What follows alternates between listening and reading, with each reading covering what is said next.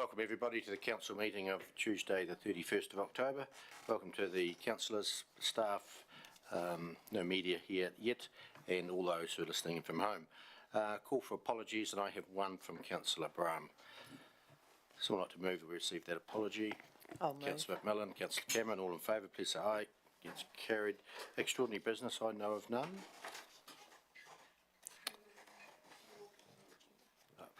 Yep, we're going to reorder the agenda. We did have the adoption of the annual report up at number 5. The audit report letter hasn't come through yet, or is freshly coming through. So we'll just change that order, and we'll take it later in the meeting, probably number 14, 13, just after the mayor's report on 13. We'll put it last. So reorder that. No extraordinary business. Declarations of interest on today's agenda. No. Confirmation of the minutes, and we'll discuss whether the minutes are correct or not on page 3. Page 4. Page 5. So we'll move that the minutes of the 18th of October council meeting be taken as read and confirmed. I'll do that. Let Councillor Lovett. Councillor Todd. All in favour, please say aye. Carried. So move on to item number 6, which is submission to the Emergency Management Bill. And it is on page 10. Page 10. Richard, welcome. Anything further to add to your report? That's sweet. Put the button on. We just missed that. Try the one next door.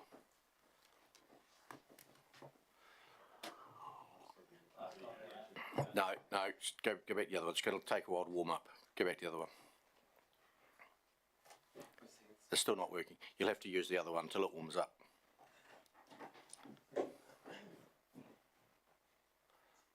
No different. Now it'll be right. Push that one on, Tony, to warm it up. Thanks.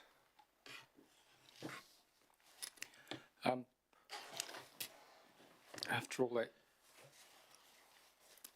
interaction with the technology, no, thank you, Mr. Mayor. I don't have anything to add. Happy to answer any questions. I do have an apology with Jim, who had a prior engagement in Timaru today. Okay, councillors, any questions? Councillor Lovett. Just on page 16, bullet point 8, could we have the rangatata in brackets beside rakatika or tata, whatever you call it, the river now? Yeah. What page is that again, sorry? Page 16 of the document. Bullet point 8. Because it'd be just nice to have the rangatata there, because everybody knows it as that, and I know we can have both. Just add that, Richard. Thank you. No further questions. There's a recommendation there for the submission that Council approve the draft submission on the Emergency Management Bill and direct the Chief Executive to lodge the submission with the Governance and Administration Select Committee. So I'd like to move. I'd like to move that, Cameron. Mr. Mayor. So we'll see Councillor Todd. Any discussion, debate? No, I'll put the motion. Councillor Lovett. I put probably a discussion on here about the roles and responsibilities of the committees. Just page you go up. It's just down on page 17. It's just the other agencies. Would they look at all the service clubs and other groups and that are all trying to compete in this space? Are they going to probably put the order of who's in control at the top, and they will all have to work under that?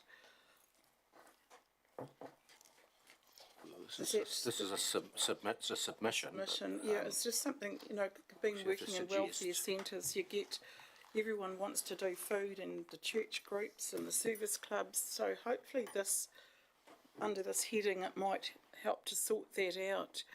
The lead agencies. Yeah, it's my understanding that the legislation and the guidance that comes out of NEMA identifies who the single lead agency is, and that during an event where there are multiple local groups working under that lead agency, it would be the lead agency as part of the overall management team for the event that would make those decisions around who has responsibility. What we know from our own experience and from experiences elsewhere is that all of these groups are, they're composed of intelligent, community-minded people who want to do the best for the district in the time of an event, and that if there is confusion over roles, then it's behoved on the civil defence organisation and the legislative framework to ensure that those roles are made clearer so that people can work together more effectively.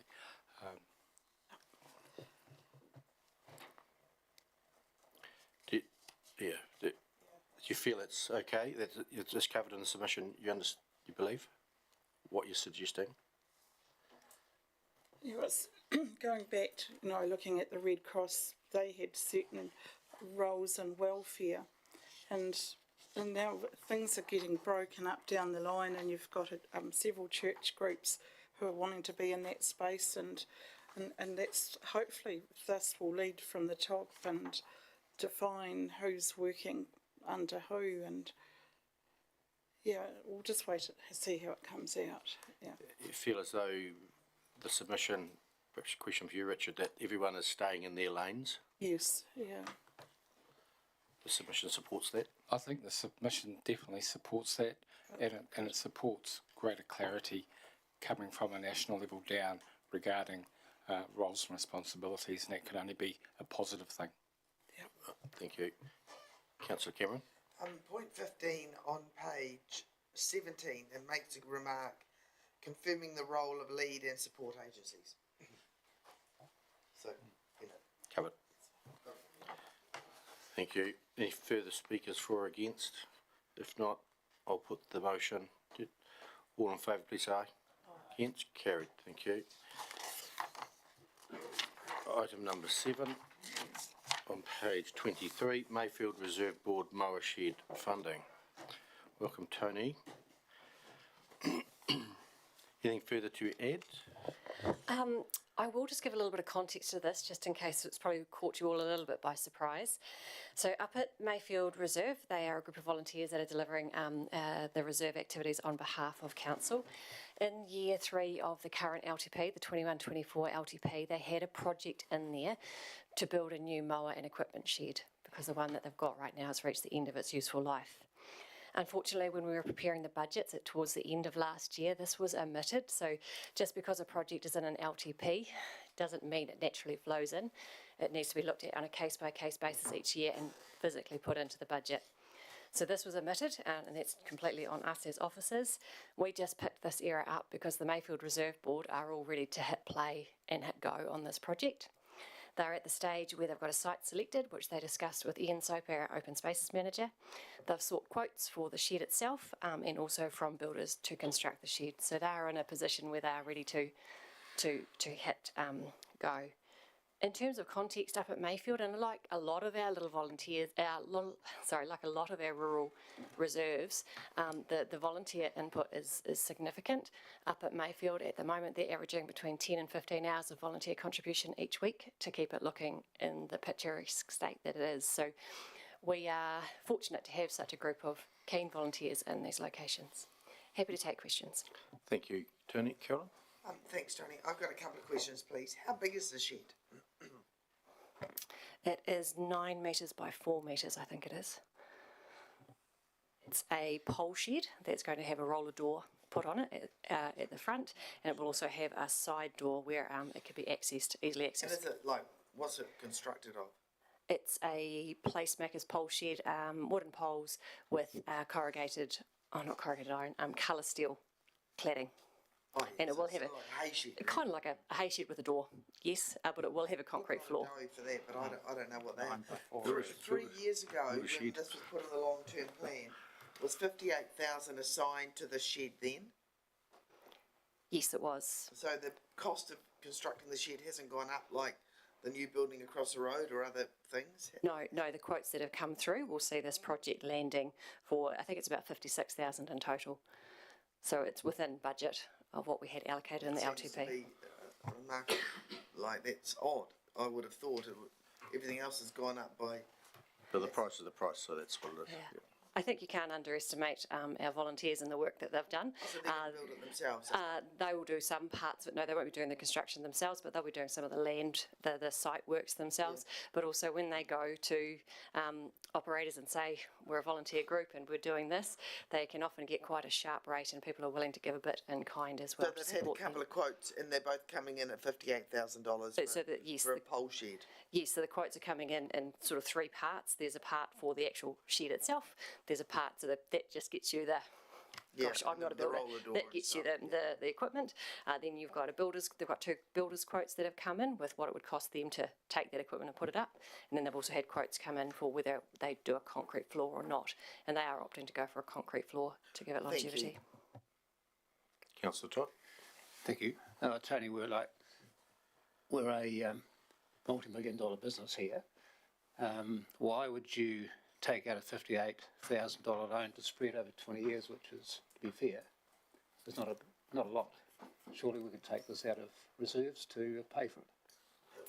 Thank you. Through the chair, we did look at the use of the reserve contribution account, but unfortunately that account needs to be, the money that is spent and used from that needs to be for projects that are accessible to the public, and we couldn't justify that as officers to say that a shed, which is housing the equipment for mowers on the reserve, was going to be accessible to the public. Councillor Wilson? The rural amenity rate, and can you just quickly give us a brief explanation of that so that we can understand Sure thing. So our reserves throughout the district are rated dependent on where you live. So in Methven, Methven Township covers the cost of the Methven Reserve Board. In Rakaia, they cover the cost of the Rakaia Reserve Board. In Ashburton, we've got an Ashburton amenity rate, and that covers the cost of the Ashburton-based reserves, including the Timor Domain. And then across the rest of the district, for all our other little reserve boards, they are covered by the rural amenity rate, and that's just charged on anybody who's essentially non-urban. it's just concerning that this is a big lump of money that, is coming out of that rural amenity rate for one part of the district, and because I thought we'd got to the point where all the recreation reserves had budgets and they understood their budgets, and to see the annual plan come out and this being missed in the budget, but the reserve board has missed it too. So I'm just concerned that the two aren't talking to each other, or there's a loss in community, because it's not just the council's fault, it's the reserve board's fault as well to not understand their finances. This is definitely an area that's a work in progress as we're moving into this space and growing the understanding with everybody. Possibly to give a little bit of context for the reserve boards, at the time the budgets were being prepared, they didn't exist because they got elected following the triennial elections of the elected members, and I don't think this reserve board was stood up until about February this year, so everything got pretty out of sync, but no excuses going forward. Just before I go to Councillor McMillan, do they have a mower shed now? They do, but it's in a pretty poor state. And what will happen to that? It will fall down. It'll fall down. They will plan to take that down. You wouldn't build the shed on top of where the old one was? No, they'd prefer not to. They like the site where it is proposed. It's tucked in between the tennis courts and next to the swimming pool. So it's out of way in a discreet space, a spot that's still quite central also. Yep. Councillor McMillan? Thank you. You kind of stole my question, but when I went to a couple of these Mayfield Reserve Board meetings, I know that there was quite a bit of discussion about this, and one of the main concerns was that it was leaking. I'm not sure if you were at the same meeting, but they did discuss alternate spots for a shed, as in not to build new, but to sort of look at something that was already existing. Am I correct with that? Can you recall that? I have a vague recollection from reading minutes, but I'd have to go back and look into that. Yeah. So they have what I'm probably trying to explain is they have explored other options. They haven't just sort of gone, okay, let's just build a $58,000 pole shed. They have looked at a number of different options up to now to see what they can do. Absolutely, and I think that would be a very fair assumption to make of all our rural reserves. They don't go into the most expensive solution with ease at all. They are looking at every other solution just because they are a group of volunteers. Yes. And just my other question, which is probably similar to the others, this is the only way that it can be funded through the loan. There's no other alternatives. Yes, as I understand it, it is. There isn't another magic pot of funds. Unless council gives direction alternatively. Yep. I don't think you can fund it via a loan. Reason being, in the long-term plan, it said how it would be funded. It was missed. And it says that to fund the reserve boards and memorial halls through targeted general rates, which is not a loan. So I don't think you can fund it through a loan when you consult on the long-term plan. But I would suggest a recommendation here that we do take it from the reserve contribution account. A mower shed is on the reserve. I see it fits. I don't know what other councillors think. It is put in there to keep it safe for use on the domain, and they need a shed, so it should be funded. I see it can be fit to come from that account. So I'm going to move the recommendation we have here. If there's no further questions, but we have a question here, or a comment here on my suggestion. Yes, I wonder whether the council would be so patient as to enable us to get some legal advice on that suggestion, because our advice to you is that you shouldn't use reserve contributions for a shed that isn't available to the public. But if our advice is too narrow or not correct, then your suggestion may well be the will of council. But I would just perhaps urge us to make sure we're on legally sound footing around the use of a reserve contribution before we made a different assumption around its use. That's fine, but I don't think you can fund it through loans either, because you haven't said that in the long-term plan when we consulted on it. We can check that at the same time. It could be that the repayment of the loan is what's been referred to in the long-term plan as part of the targeted rate, but we'll need to confirm that. I understood that originally it had been intended to fund it by way of loan. So do you want to park this until you get that advice? And I don't think the advice should cost it much. It's not a lot of money, but adding more cost to it would not be beneficial. Yeah, that's my suggestion to council, is that perhaps it lie on the table until we can bring that back to you, and I would hope we could turn it round For the next in meeting. the space of the fortnight for the next meeting. Yeah. Should we take these comments and then we could have a recommendation to let it lie? Yeah, I was just going to say, maybe today we could approve we're going to give them the 58,000, but we're just going to decide how in 2 weeks' time. So if they're ready to push go, they don't need the money tomorrow as such, but maybe, don't know. We could have a point number 3, which gives the chief executive the authority, that's the word, authority to check out the legal side of it and determine which account it comes from. Yes, it's just that I think that third clause would be in contradiction to clause 2 of the recommendation. I don't think you could Probably have would be. both. Yeah. Yeah. Or we'll just let it lie on the table and come back in 2 weeks. Councillor Lovett? I would hate to see it lie on the table for long. You've got the enthusiasm of the reserve board there wanting to get a shed up and for protection of its mower, and I think we need to ask, will there be other sports gear in there as well that they could secure, and then that becomes a public use shed if they had their tennis court nets or other stuff in there. We will get you the we need legal to opinion answer on the use of questions. reserve contribution. Yeah. But I'd hate to see this turned down when you've got willing and able people and wanting to create, update this reserve. I'd hate to turn it down. We're We've got to not find looking a at way. it. We're not looking I at it. understand. We're just trying to keep council Give you legally safe. clarification. Yeah, on the legal side, but yeah. Rob? Yeah, thank you. I was a little bit of support with Lynette's comments. We don't have to nail it down as solely as a mower shed. It can be used for community events as such as well from time to time to get round that. Yep. I'll move that we let the matter lay on the table until the next council meeting for further advice. Seconder, Councillor Cameron. All in favour, please say aye. Carried. Thank you.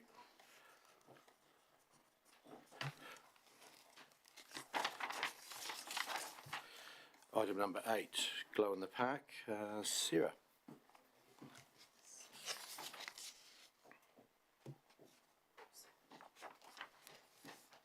Anything further to add to the report, Sarah? No, nothing further to add. Okay, we'll go straight to questions. Councillors, questions. Councillor Hooper.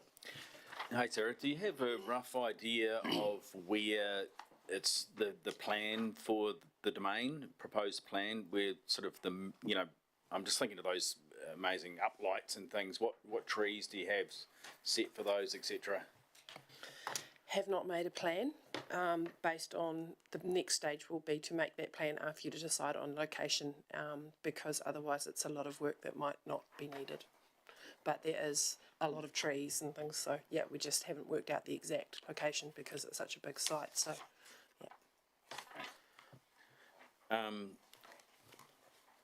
Yeah, I thought the last event was amazing, and it's, yeah, with some more education around parking availability, do you think that could ease some of the concerns around traffic?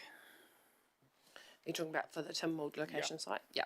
So in an ideal world, yeah, we'd love to look at buses or trains or many other options that could get people from in town that would limit things through the bridge.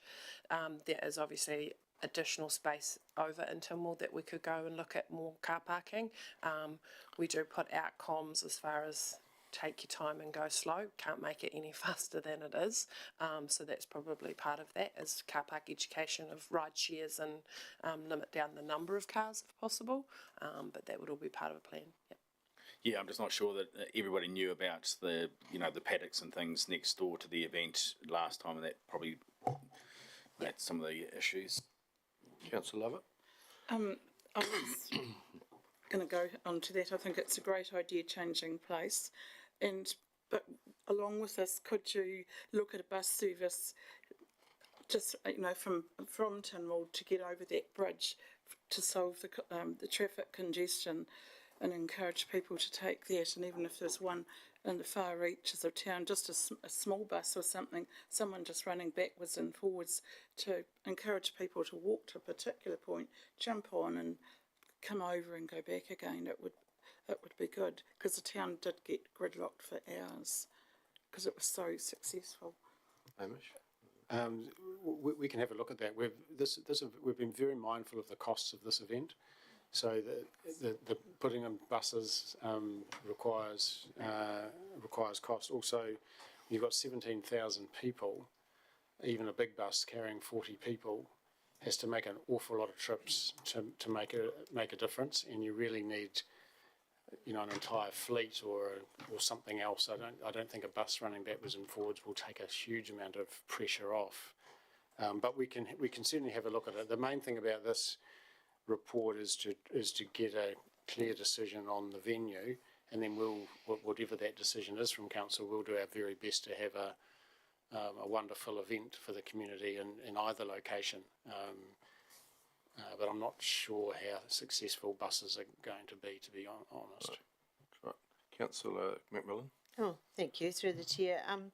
Sarah, probably before your time here, but this event was always scheduled to be at the Ashburton Domain, and then obviously because of COVID it was held at Tynwald so that people could access it easier. The last year's event, was there any sort of suggestion of moving it back to the Ashburton Domain, or was it just, what was the reason for continuing it at Tynwald? No, it was just based on the fact that it had been done last year, so it was an easy solution to do that again, because we'd done it in that site before. So, and obviously numbers weren't as high as last time, but that's where the consideration has come now, is looking at all aspects of the event, because it was so popular for the public, and so that's just up for discussion really. And just a further question, if it's okay, is it the plan to hold this event sort of annually going forward? Yes, at this stage it's on the annual calendar of events for council.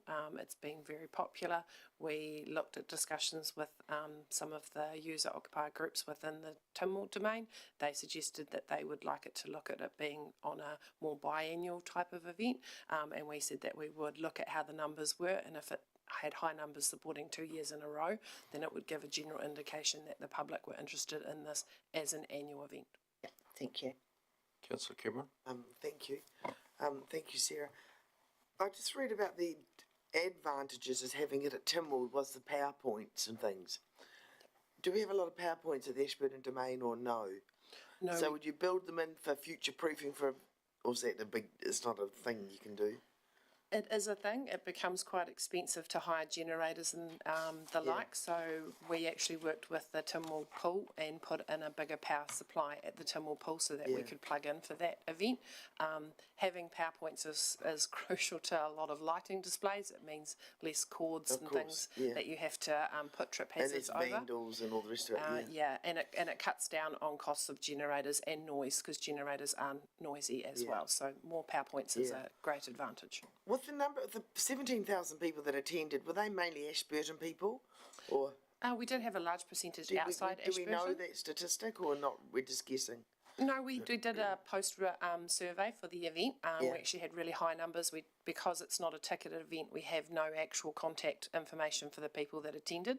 So we did it based on our Facebook followers, and we had over 600 people reply to our survey of questions of what they loved about the event and where they were from. So we did have a percentage of out-of-towners. What, 10? A little bit higher, but then a classic example would be my sister is considered an out-of-towner who lives in Lincoln, but she came down and went with my mum. So if she answered that survey, she's an out-of-towner, but we have connections to town. So it is a mix of both, and we did have a number of people from Geraldine and Timaru that came into the district as well. Which I suppose my question is really related to people can walk more, because there's more people in Ashburton compared to Tynwald, so the traffic presumably would be more manageable in town, even though the car parking may be more difficult to get.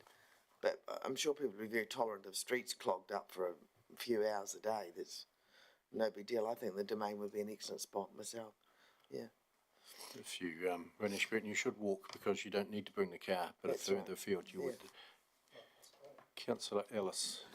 Thank you. I think it's fantastic this report's come to us because it just shows the success of the event, so that we have to be having this discussion. I think we've asked for a flagship event for Ashburton. You know, this is our Selwyn Sounds, I suppose. The only difference being here, you don't have to pay to get in. And maybe that's something, I mean, this is now, if we're talking, this event's going to cost over $100,000 to run, maybe there needs to be an admission fee. Doesn't have to be high, but I don't think a lot of people would object to paying something to get in, but how you then police that in the Domain becomes very difficult as well. But if it's going to make it more popular and a larger event, I would also support the move. Councillor Wilson. Since we're in question time still, the cost to council of going to the Domain, will it be higher? Because obviously the Tynwald Domain has a lot of volunteer organisations that are involved and buy into the event, whereas the Domain is just the council. There's no one else that has any buy into that event. So if it goes, you can answer the question, if it goes to the Domain, will it just be council full stop then? It was council mainly at the Tynwald as well, so we asked the user groups to help out, and they did that as far as the museum, which was awesome, and they opened up and they have a lot of volunteers to do that, but the actual organisation of the event overall still sits with council, so we use those user groups to be able to help light up what they can. They are obviously, limited in what their budgets are for events as well. So we work with them.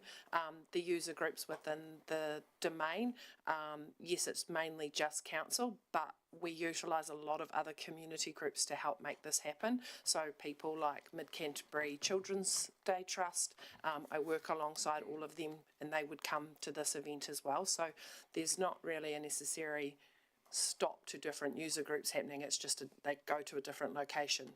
for some of them, yeah.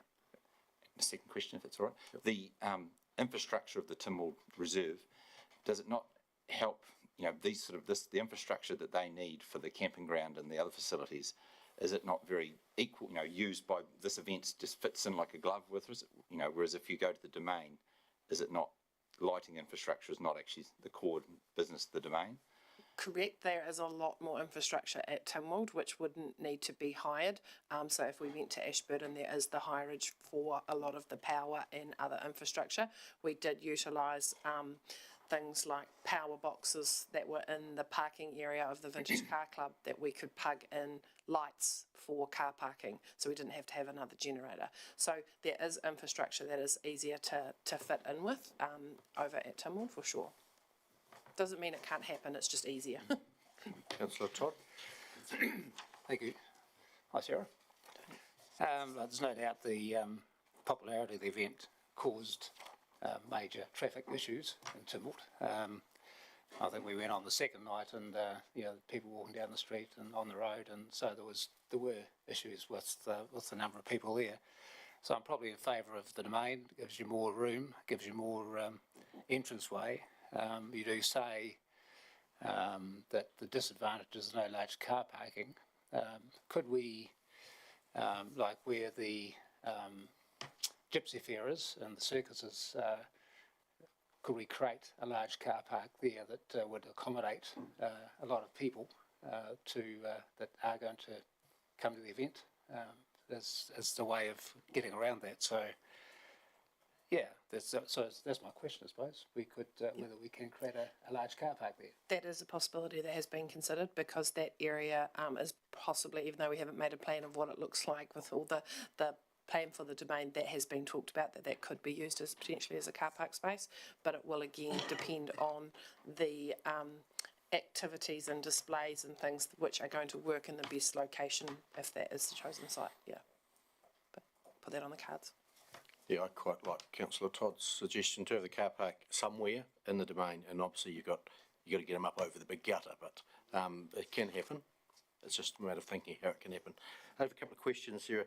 When the vendors turn up and they sell their wares, do they get charged a fee to be there? Yes, they do. So they have a site fee. Okay. And in the report it talks about sponsorship was $47,000. Is that all in dollars, or is that some of that in kind? Some of it is in kind. And, how much would be in kind? About 10,000 was in kind. Yep, the car parking. And just thinking about Councillor Ellis, he talked about charging.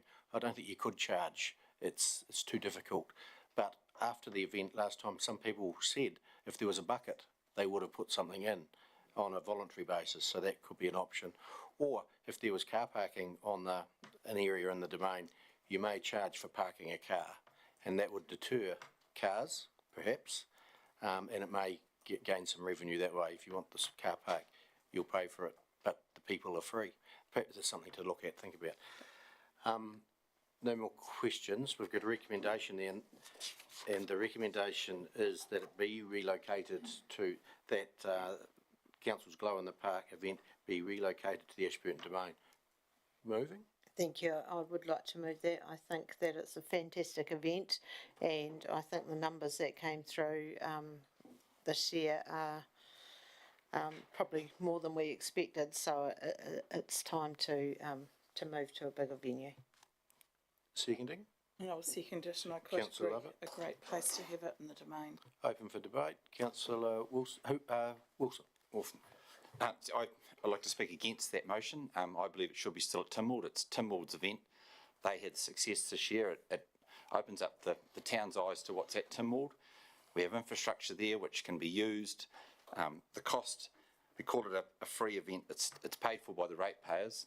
Just to put it in context, the grading of the district shingle roads costs $377,000 a year, and we could potentially end up spending $100,000 on this. So the free word is chucked around quite easily. So I think it should start Tynwald, where the community put it on, does the work, makes the event work.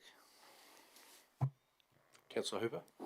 I'd also like to talk against. I think it works well, and with some parking education could be even better. Also, with some of the discussions going on with some of the user groups. I think it could be even better if the planes were to get on board and maybe have some trains running or something along those lines, with health and safety in mind. But I think it could be even bigger and better at that location. Councillor Lovett. Can I just make a comment about the parking? The first year I spent my time out on the road and there was too many dangerous incidences there in the dark of that narrow road, with families crossing it in the dark, and we're having to watch these cars back out onto the road when you've got pedestrians going backwards and forwards. And I actually think moving to the Domain in town would be a lot safer for everybody concerned, and it's a different venue, and we can start creating more around it. You've got so many pockets in that Domain. And over in the Tynwald also, there was a lot of like tree roots and stuff in the dark, and foot tripping hazards where you haven't got that in the Domain. So, yeah, I'm all for shifting. Councillor Hooper's got his light on. I'm going to let him speak again as Councillor. Let Councillor Lovett speak again as well. So, Councillor Hooper. Thank you. Yeah, I think the trees in the Domain have roots as well, so there's tripping hazards there. But also, I have concerns about State Highway 1 and safety of people and families walking. No more speakers for or against. We'll put the motion, and the motion is that Council's Glow in the Park event be relocated to the Ashburton Domain. All those in favour, please say aye. 1, 2, 3, 4, 5. Against? 2, 3. Passed. Thank you. We're going to go back to item number 5 now, the annual report. Thanks, Sarah.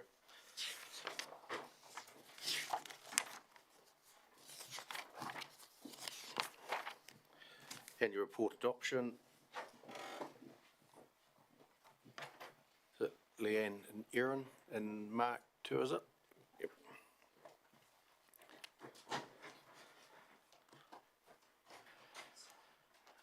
Anything further to add? Through the chair, I'd like to say I've got the audit opinion in my hands. It's still a bit hot, but it came through. Could you just tell us what the audit opinion is, briefly, without reading the whole document? In brief, it basically says we've got a clean audit and they still have an emphasis of matter on our Three Waters, the Three Waters program, simply because we don't know what it is anymore, but it remains an emphasis of matter. Yep. Thank you. I also note that in one of the notes I wrote where we did talk about events after the fact, I also mentioned we didn't know what the world meant now that we've had a change of government. Questions, Councillor Cameron? Just a quick question. I understand about the Three Waters and the change of government and what they're going to do, but I don't know what that means, emphasis of matter. Through the chair, so it simply means that it's something outside of the norm. So we've had, since COVID come along, we've had emphasis matter on COVID because we didn't know what it meant and how it might impact.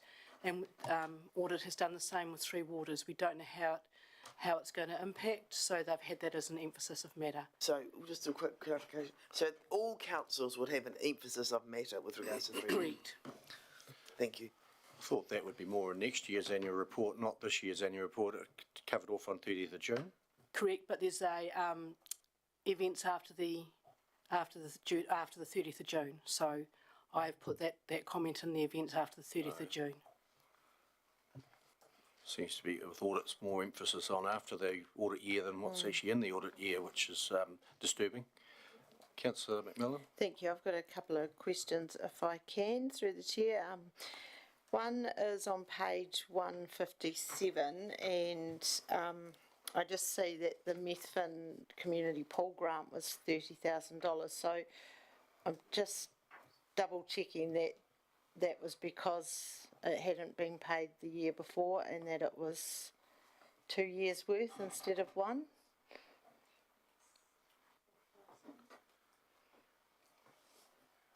I think I've got the page right, sorry. Oh, sorry. Tony, you can put me in. Tony, is it?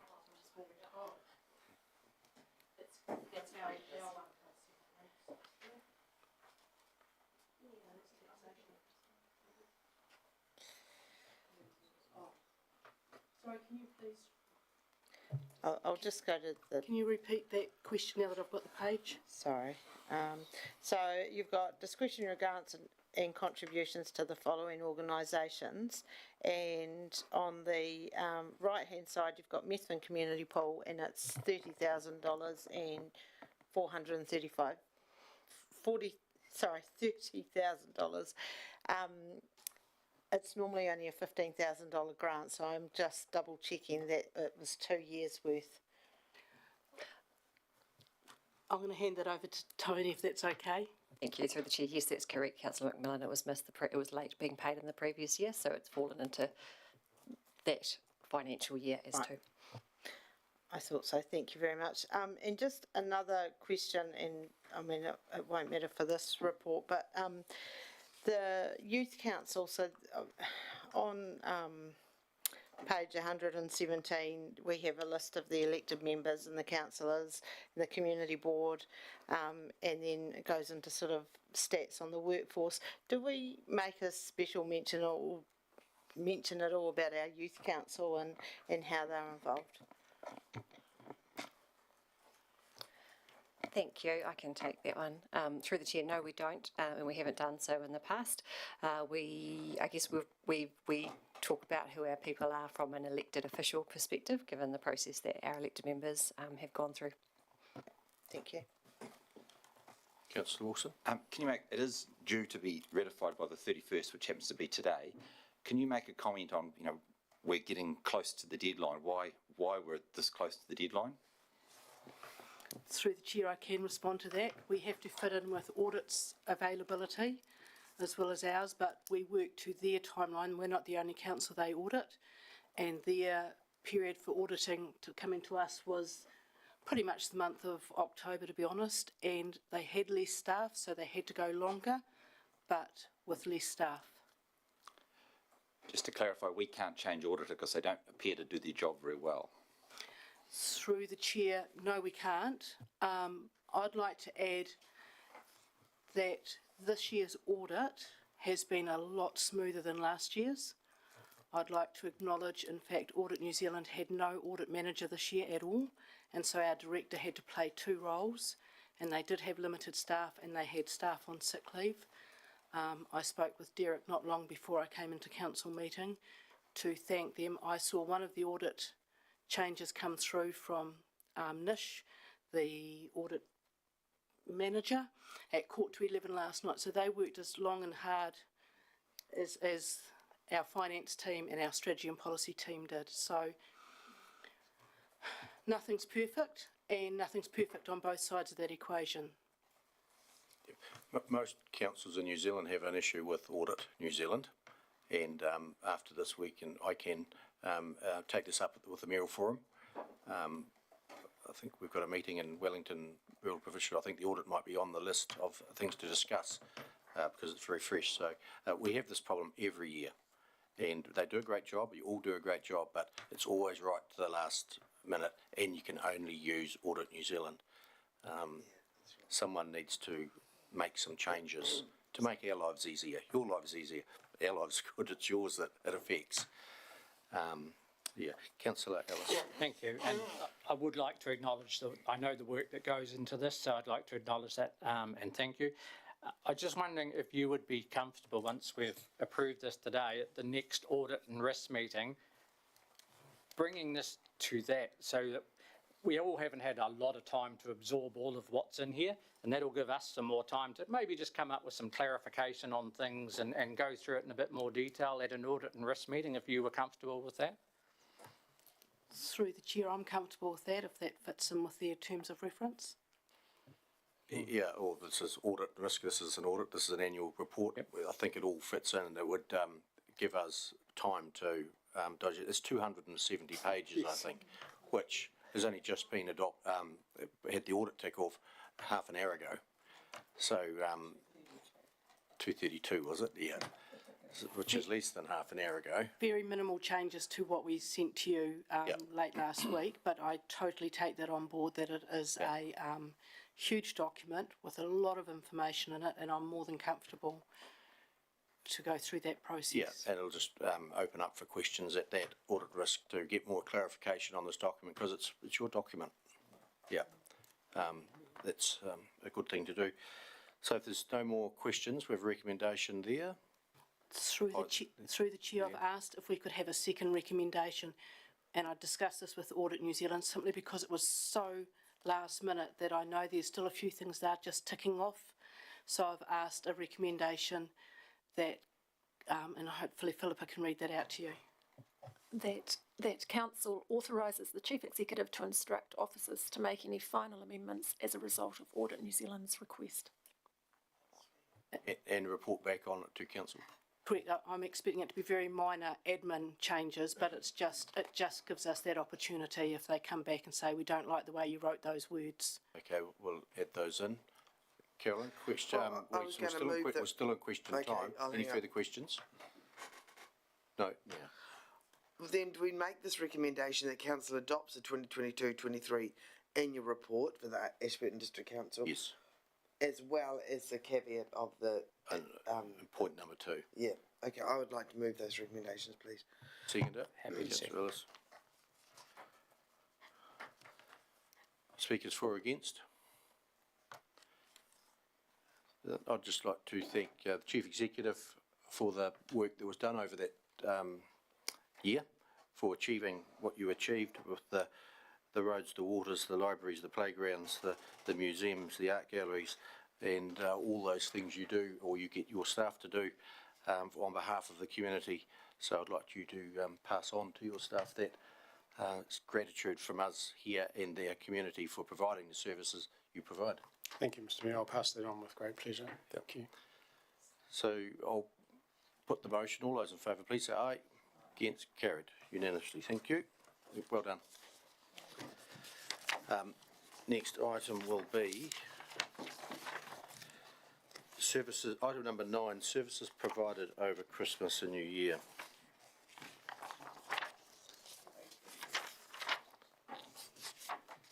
Page 33. Welcome, Sarah. Anything further to add? No, thank you, Mr. Mayor. Very self-explanatory report based on previous year's happenings, so I'm happy to answer any questions. I have one, and it's on closing dates in the table, and it's January 1st, January 2nd. You've got the art gallery and the museum open, where everything else is closed. Why do you have that open on those public holidays? Very good question. It's actually an industry norm that art galleries and museums generally are open on the first 2 days of the new year, and reasonably busy on those 2 days as well, because people are off and it's in a place that you can go that is free of charge to see the exhibitions with your family. So it is an anomaly in terms of normal council practice, but it's not an anomaly in terms of industry service levels.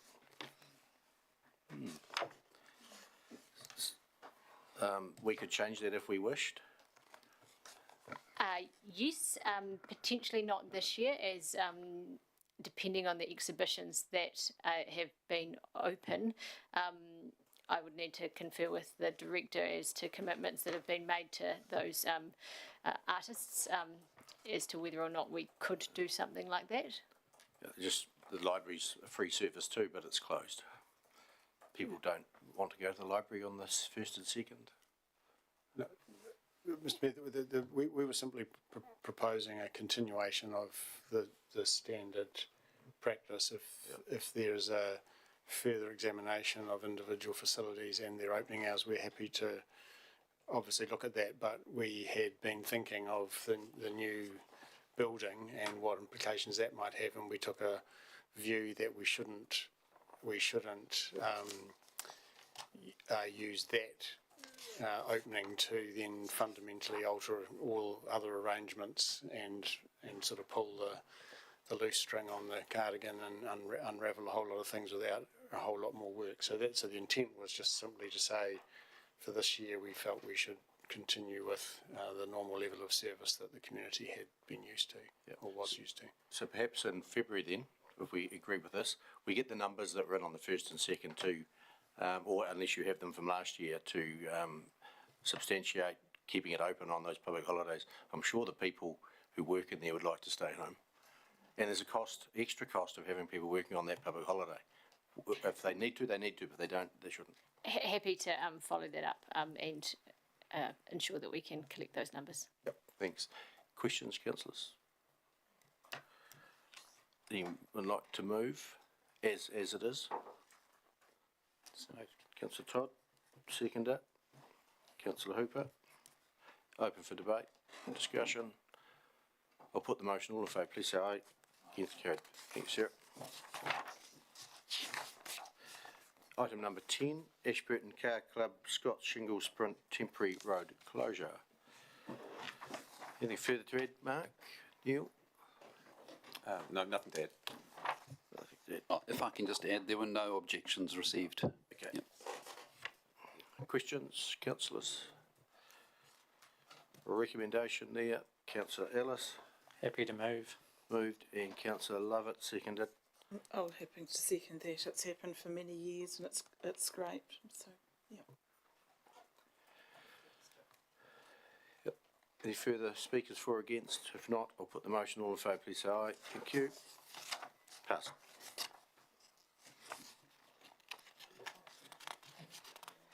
Thank you both, Neil. Item number 11.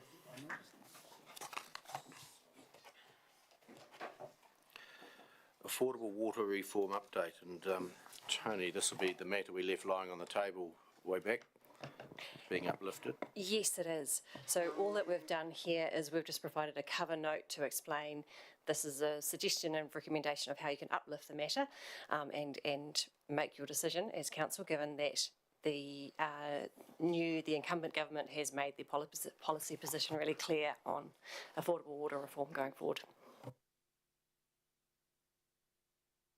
Thank you. So before we go to questions, I'm going to do point number 1, and we'll uplift the matter and get it back on the table.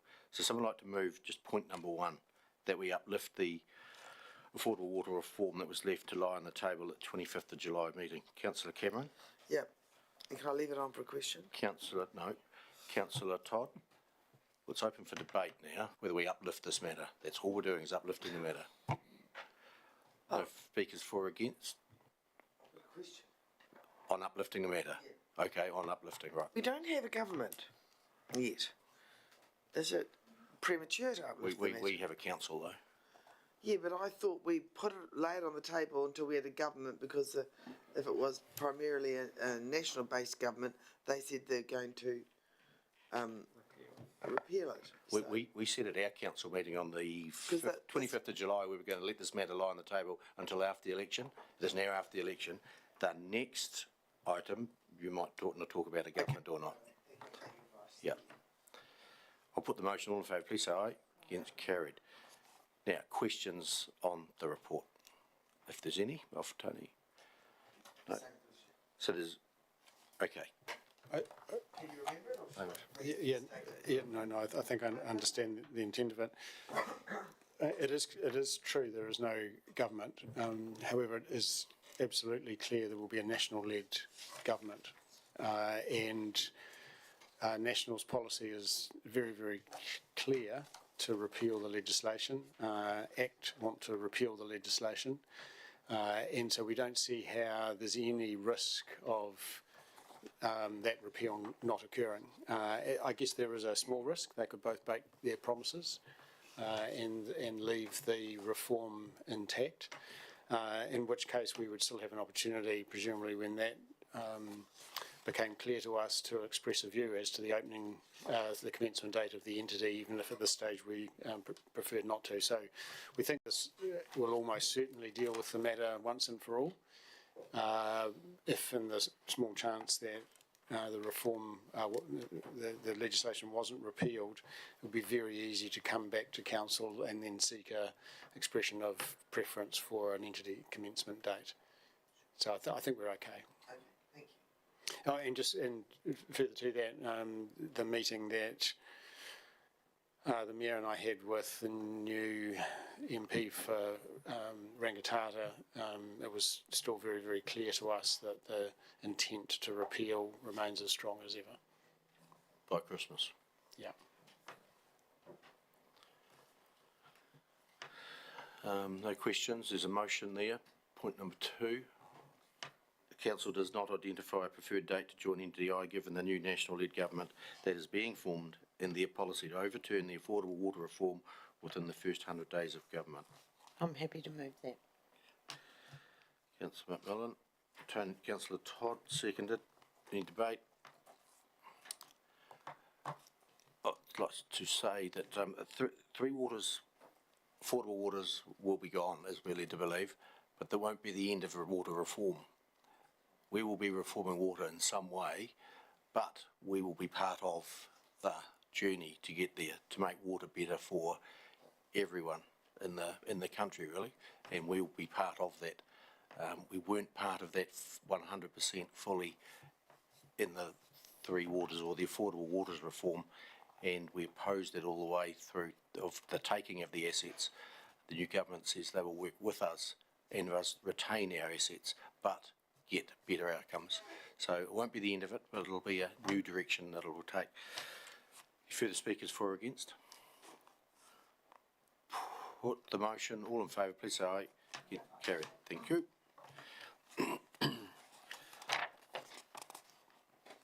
12. Item number 12 is the Deputy Mayor's report.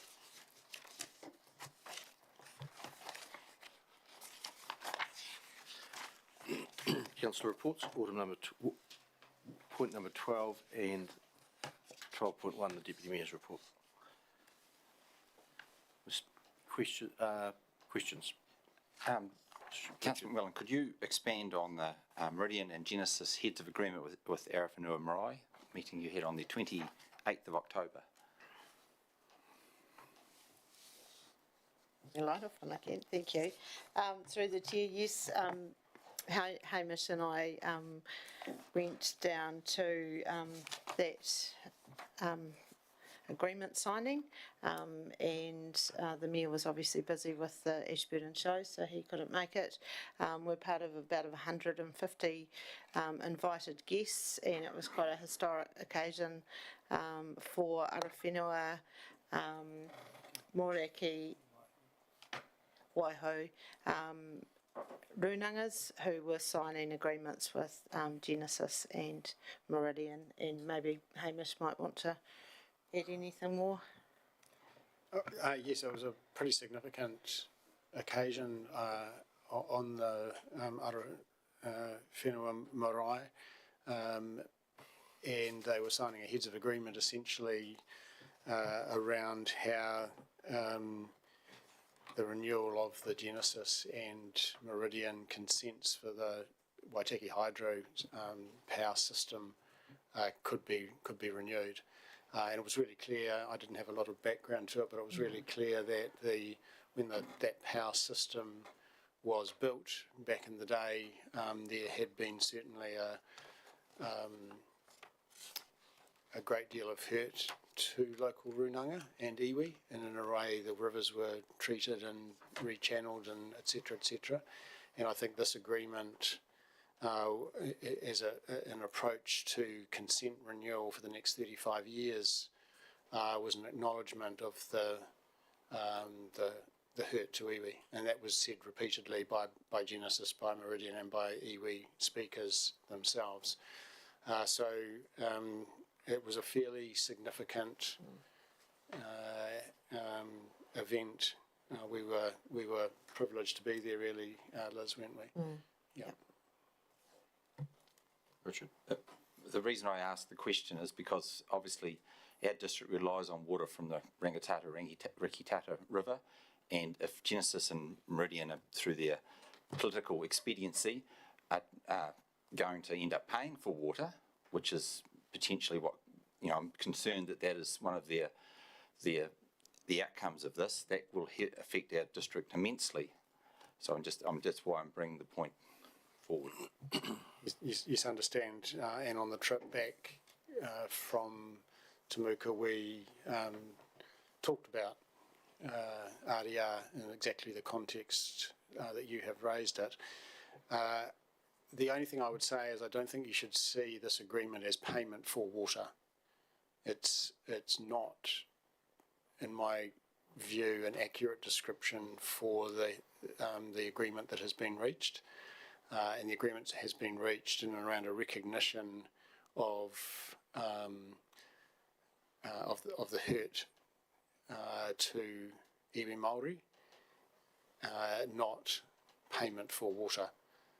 But the implications for other developments is there for all to see.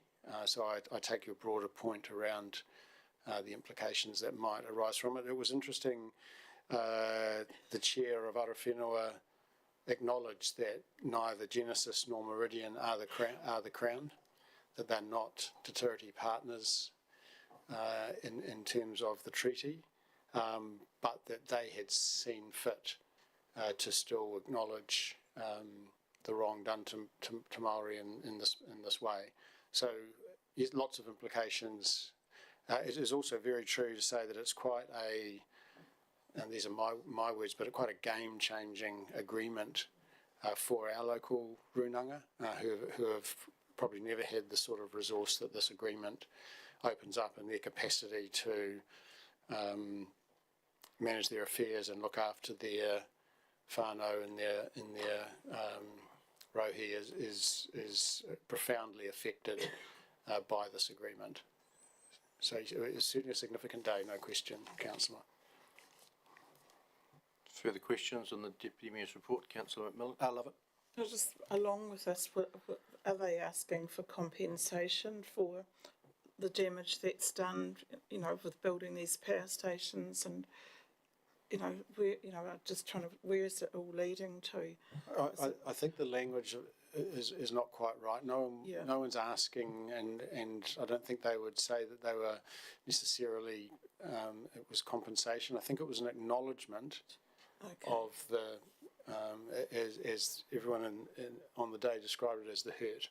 It was acknowledgement of the hurt.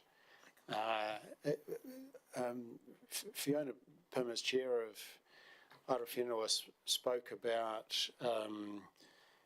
that nobody, not a single person in the iwi world wants there to be a diminution of the power to New Zealanders, and they applaud the clean energy that the power system generates for New Zealanders. They talked about that 16% of New Zealand's power needs that's generated by that hydro system, and that it's clean energy that's utterly consistent with a carbon neutral future New Zealand.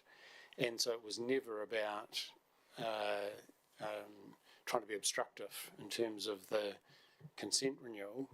It was, however, a meeting of minds over what was a fair way to reflect agreement and acknowledgement of past wrongs.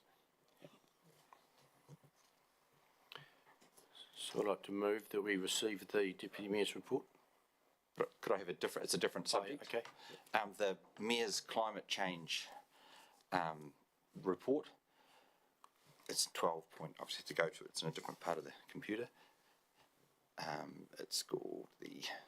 What date was that? It's the Climate Change Action Planning Reference Group. Oh, yeah. And it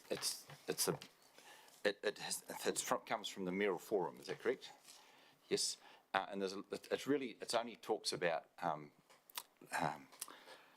land use retreat, with respect to, a lot of the councils have difficulties with climate change around. They have towns and houses that are built just about below sea level, potentially. So it talks about that, and it talks about how that's going to be funded, but it never once talks about potential land use change with a warmer climate and allowing that land use change to happen. So I think they need to bring that in, because if I look at Mid-Canterbury District, is beginning to grow a lot more different crops and could potentially have a very mild winter. It's having an exceptionally good season this year, had a bit of wind, but climate change is actually not that bad for us this year.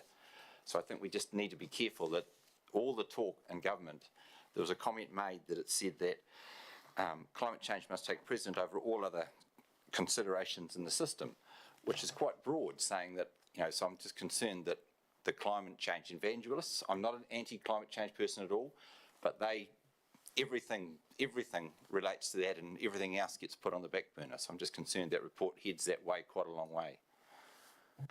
Can I just reply to that? Thank you. So we endorsed the plan as a council, and so this was a hour-long Zoom meeting or Teams meeting that we had, and we had one councillor from each Canterbury council there. There are some councils talking about managed retreat, but there's a lot of other councils talking about fires happening, flood, all those sorts of things. So you will have got an email today which has invited us to join a summit in Ashburton that ECAM will be leading. So that will go through a few things. So I'd suggest if you're interested to pop along to that. And also that plan is going to the mayoral forum because it does come with some costs attached, and there were a couple of councillors on that Teams meeting who sort of said, look, it's all very good having all these actions, but if we don't have the funding, we're not going to be able to do anything. So, yeah, there's lots of debate during the meetings, but we as a council have endorsed that plan, and it now just has to go to mayoral forum. So it'd be a bit more doey rather than hooey. Yep. I'd sort of like to move that we receive the Deputy Mayor's report. Councillor Millen, seconder. Mayor, all those in favour, please say aye. Carried, thank you. We'll just move on to the last item on this agenda before we go to Richard Ball from CDEM. Mayor's report. Thanks, Mayor. A quick question with regards to National Science Technology Roadshow. Was that something that toured around the country? Or? It is. I went to that yesterday at Ashburton Intermediate. They set up the... oh, okay, for little kids, not big kids. Yeah, intermediate age kids, and they come in from the district to very good science-based with all sorts of fun, active science. I was hoping for, that's important, but I was hoping for big kids. You know, to try. One was one big kid there. Yeah, quite tall, but there was intermediate, so I presume it was that age group. Okay, thank you. Yeah, it was very good. Goes right. Does college too, doesn't it? Yeah, tours New Zealand on a rotating basis. Yep. I'll move that we receive the Mayor's report. Seconder. Councillor Lovett. All in favour, please say aye. Carried, thank you. We'll now move on to guest Richard Ball from CDM Canterbury Group Recovery Manager from Environment Canterbury. Welcome, Richard. Thank you very much. And you have a presentation for us, so if you want to do the presentation and then we'll take questions at the end. Yep. Great, thank you. If as you go through it, there are any questions or clarifications, feel free to interrupt me. Yep. And you being here today, I think it's been requested from the mayors of the Civil Defence Emergency Management Group in Christchurch, so hence the update. So, thank you. The floor is yours, and welcome, Jim, as well, our Civil Defence Emergency Officer. Kia ora koutou, and thank you very much for the opportunity to speak to you today. As the Mayor has just indicated, I'm the Group Recovery Manager, so by group, think regional. As I go through my presentation, wherever I'm talking about group, it's the Regional Civil Defence Organisation. And really the purpose of this presentation is twofold. One, it's to increase awareness of recovery and where we're at in disaster recovery. It's aimed very much at larger scale events rather than small and medium events, and I would regard the 2021 floods as a medium event, not a large event. So when I'm talking large scale, I'm thinking Alpine fault, significant tsunami, very heavy Auckland or North Island rain that we saw, those sorts of scale events. And part of it comes from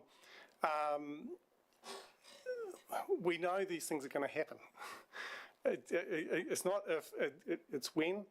And a presentation I was recently listening to from a woman from the UK who is a recovery expert, and she was making the comment that so often after an event, the leaders will be there and say, this is unprecedented, we couldn't have foreseen it. Well, actually we can, and we need to be ready for it. So that's, I guess, very much where I'm trying to come from today. That particular slide up there is in Hawke's Bay.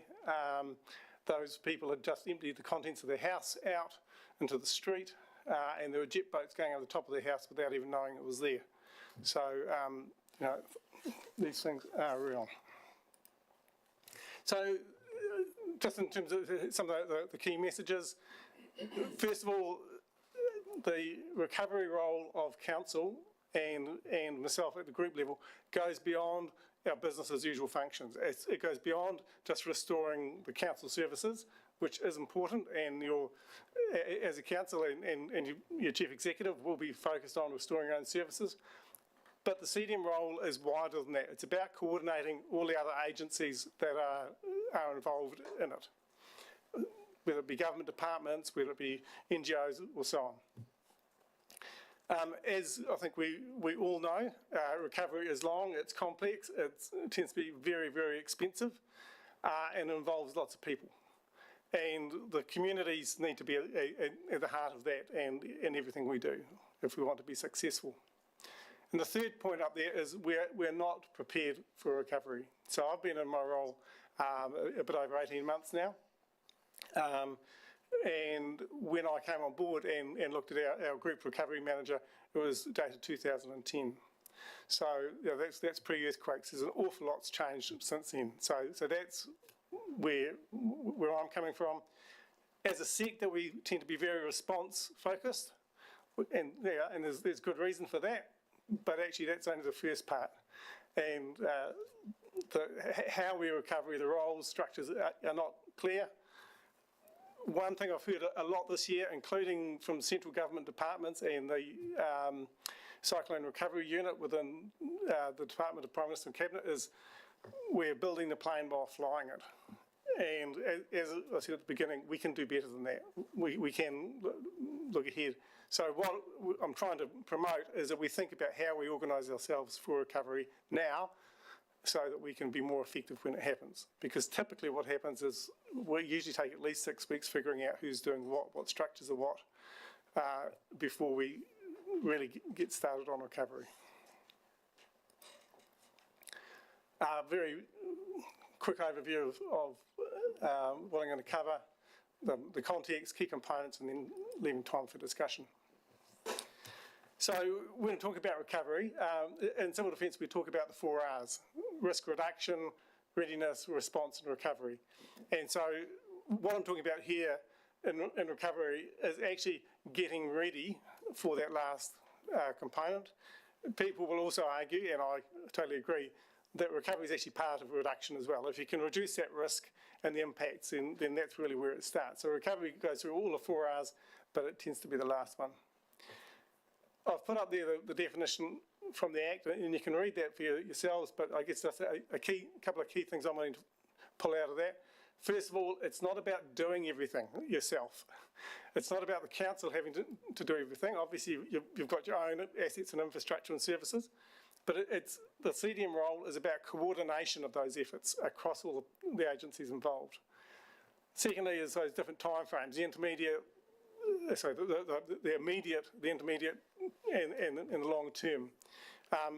And as we know from Christchurch and other disasters, you know, it's not just a few weeks, months, it can be years, decades. So it's a long-term process. It's holistic. As you'll see later, you're talking about the economic, the social, the natural environment, as well as all our built infrastructure. And the community is at the heart of it. And I've already spoken about that leadership and coordination, and it's different from just restoring council services. This is a graph that I threw together based on work that I've previously done prior to my current role around business continuity. And that maturity scale from being unaware through to aware, having a basic plan, having a full plan, and when I talk about a full plan, that's you know enough of the detail, and you know, okay, yep, we're going to have these people here, this is how we're going to fund it, all those components that's actually required to make the plan work. And then even once you've got that, you're never ready until you've actually tested and exercised and experienced recovery. So on that scale, right now, as a region, I'd probably say we're about a 3 out of 10. We've got some basic plans, but there's a lot of uncertainty still around structures, who's doing what, how we're going to fund things. So within 6 months, I'm hoping we can be probably closer to a 6 out of 10 and keep working from there. Just in terms of the nature of recovery, there's the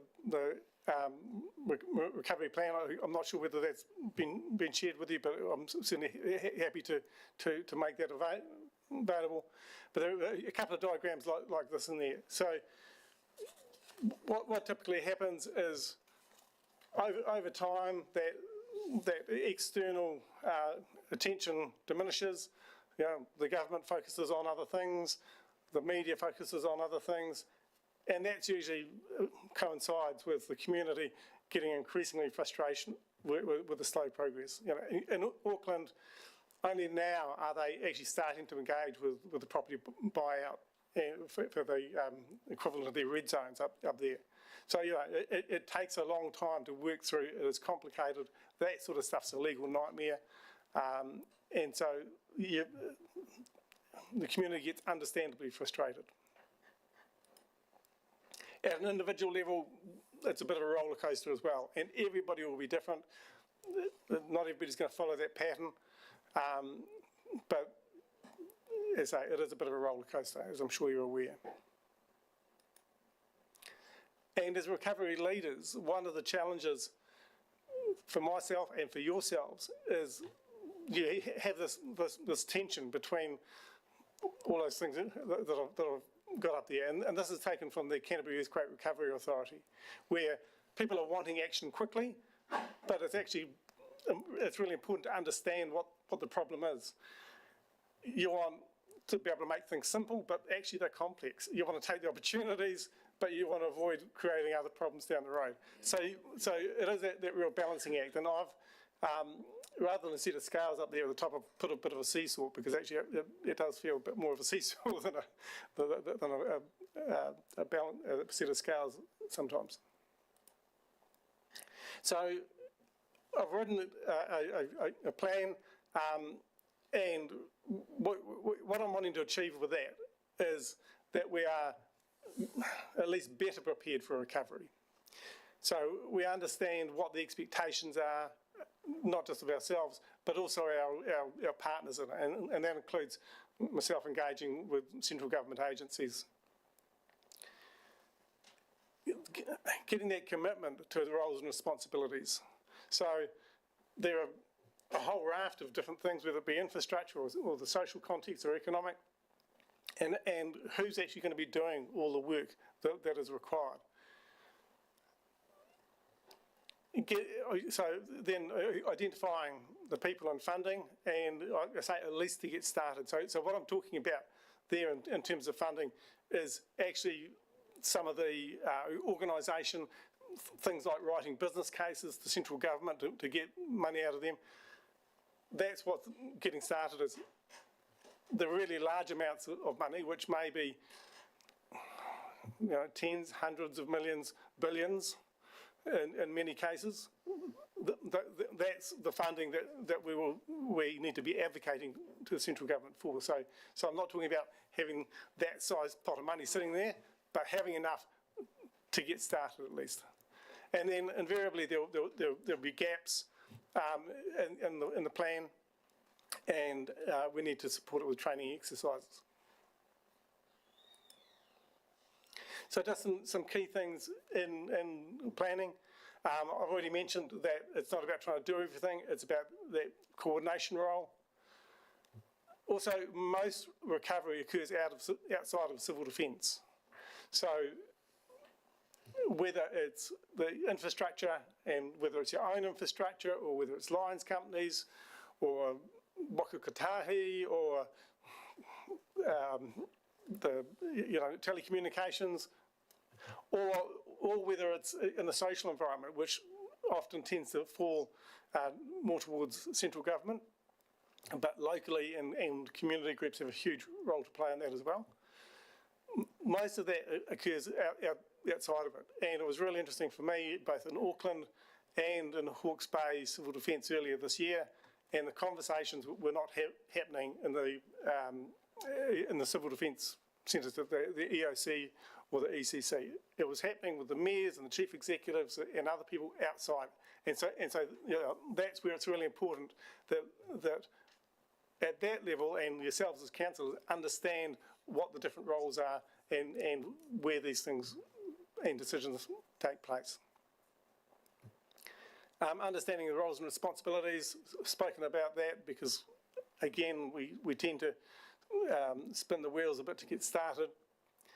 At the moment, the Civil Defence and myself as part of that report to the Joint Committee, which is essentially all the mayors and Ngāi Tahu in Canterbury. There's, I think, a question which is probably worthy of further discussion of, in a long term, a really large event. Should it be the Joint Committee or should it be something like the Mayoral Forum? And I'm agnostic who it is, so long as we're reasonably clear. And for a large event, I'm proposing that we establish a recovery board. And the reason for that is, I guess, a couple of things. One is it needs to be reasonably flexible and able to come together quickly and make decisions reasonably quickly. Also, a key part of it is actually having the connections into central government, and especially when you're starting to want to get funding out of central government. If they've got trust and confidence in whatever structures and mechanisms you've got going, both at the governance level and the management level, then life gets a lot easier. And again, in Hawke's Bay, that was a lot of what I saw. Richard, you talked about Mayoral Forum or Civil Defence group, one and the same, so same members sit on both. So yes, indeed. Probably sit with the group, I would think. But yep. Yeah, all sit on the same board. Yep. Cool, thank you. And then at the local governance level, in terms of your own recovery managers, and we've got Tony over here and Jim and Sharon. And they, of course, are your recovery managers, and the governance sits with you as a council. So that's rather a horrendous diagram. It's actually, believe it or not, a gross simplification. Because when you're in these events, everybody piles and everybody wants to do something. Everybody has a role to play, and the be arrows flying everywhere. But at the top of it is the community who we're serving. Typically what happens is, or at least the theory is, that we have recovery task groups underneath those. And what I've got up there, social, economic, built and natural environment, and you might have those both at the local level and the regional level. And so in some instances, you might combine those. If it's, for example, as we had in Christchurch, where it was largely Christchurch City, with the Selwyn and Waimakariri close to them, then you combine those and run them together rather than having separate ones.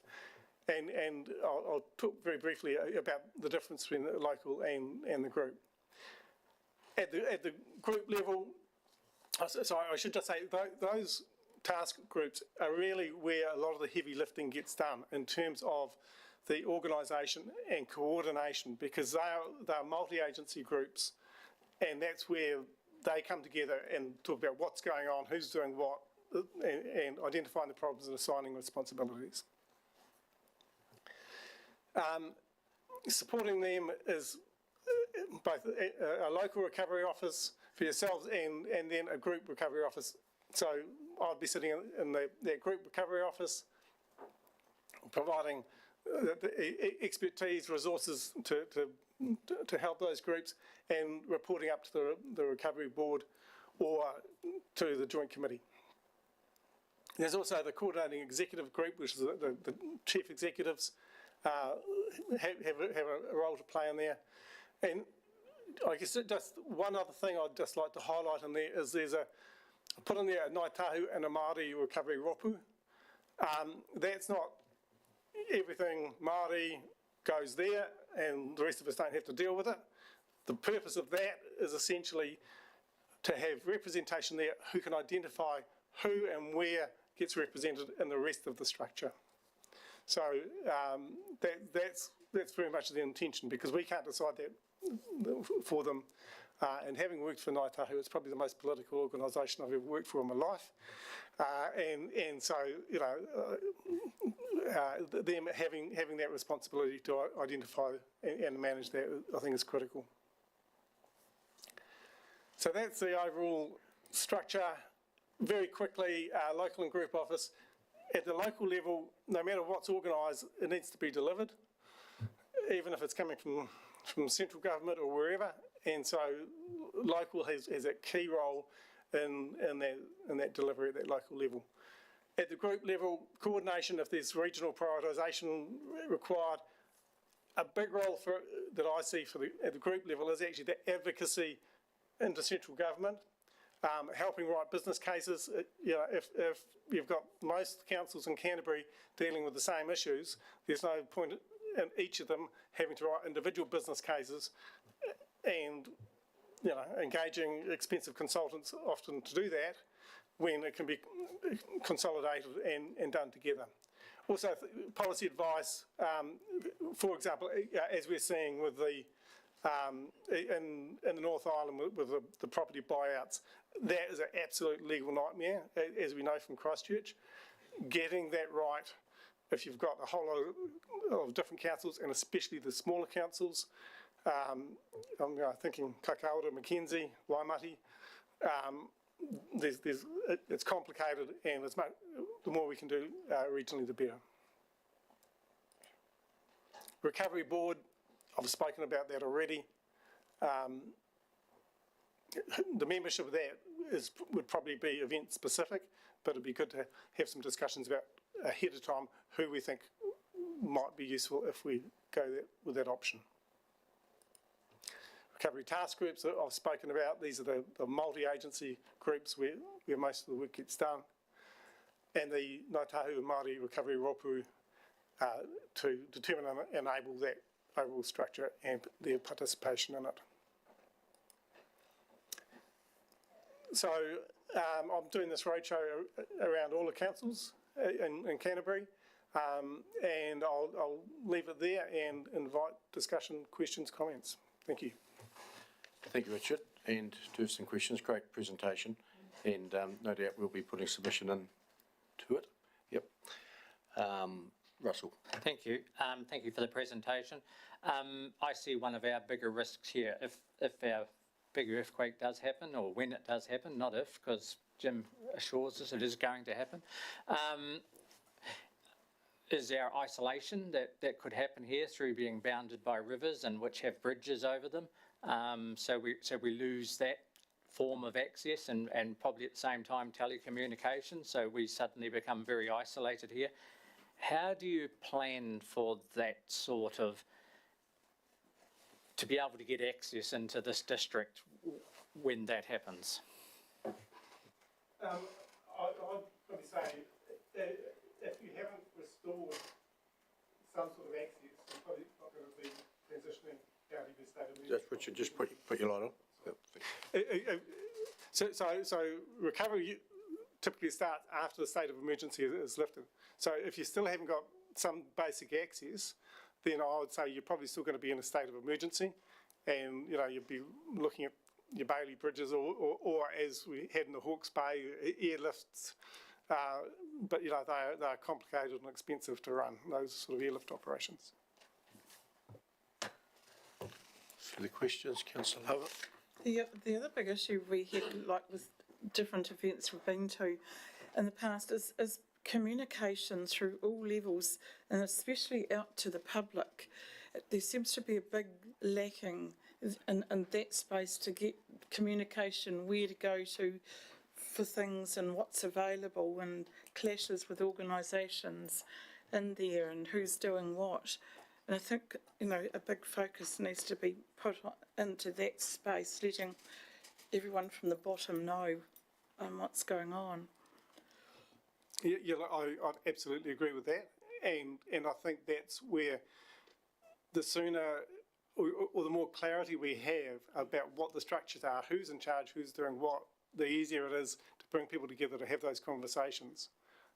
Again, my experience in Auckland, when we were talking about bringing those recovery task groups together, that's been dealt with at a much higher level. Well, actually, nothing was happening at a much higher level in that particular space.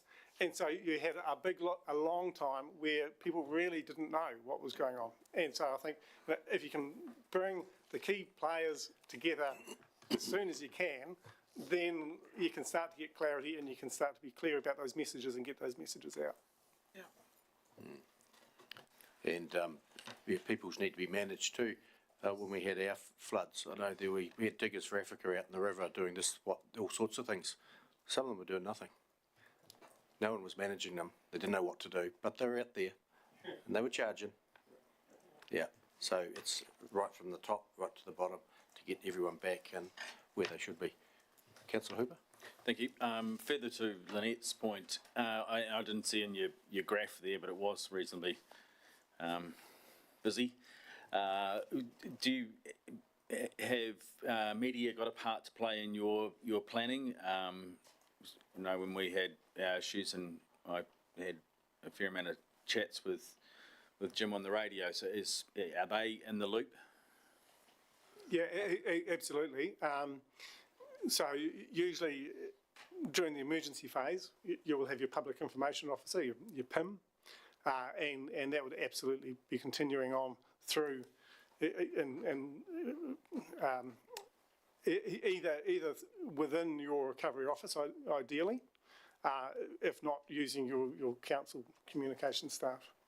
I know in the Havelock North Cabramatta crisis, Lawrence Yuill, the mayor there, realised the importance of that and actually brought in external advisors, which really annoyed his local team within the council. But in the conversation I had with him, he was saying it was the right thing to do because the level at which they needed, it was national and international attention, and it was managing the media at that level was a step up from what normally took place. So absolutely, it's really important to make sure that you have the right people, either using a local team or bring in others if you need to. Further questions, Richard? Doesn't look like it. Tony, when are we going to have a workshop on presenting a submission or putting a submission together for this? Thank you, through the chair. That's just what I'm sorting out now, is trying to find a time to have a workshop with you to discuss the draft plan and what feedback we might like to make as a council. Right, thank you. Further questions for Richard? If not, thank you very much, Richard, for coming down, presenting that. That's great. Some work to do, of course, and it's not if, it's when. And what it's going to be, we don't know, but it'll be something. Yeah, so thank you. We've, if you want to stay for a cup of tea, more than welcome. We've just got another 10, 15 minutes and we will tidy it up, but if you had to get away, that's fine too. And thanks, Jim, for supporting. Thank you. Next on my list is welcome to new staff, but Katie's coming, do you think? Yes, we do, and we've got one member of staff attending along with Katie. I had suggested 2:40, bringing it back from 2:45, and yes, we're still 5 minutes away, so I will chase her as well. Why don't we move into committee? We've only got about a minute or two in the committee, and then we come back into open meeting again, and that'll be the end of it at my afternoon tea time then. So, we move into committee, public excluded, someone second. Councillor McMillan, all in favour, please say aye. Against, carried.